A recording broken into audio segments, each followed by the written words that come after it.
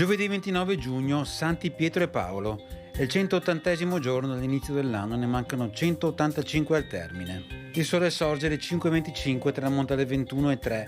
La luna si leva alle 16:53, tramonta alle 1:57.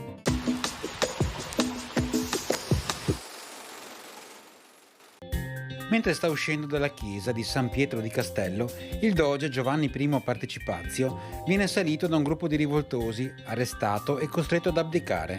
Successivamente, tonsurato e ordinato frate contro la sua volontà, viene inviato sino alla fine dei suoi giorni in un monastero di grado.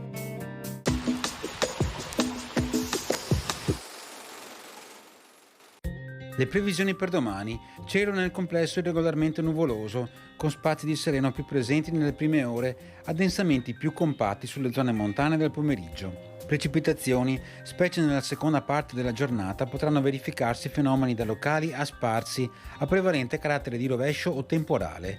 Temperature: prevarrà una contenuta diminuzione, salvo locali lievi controtendenze delle minime in quota e delle massime ad est.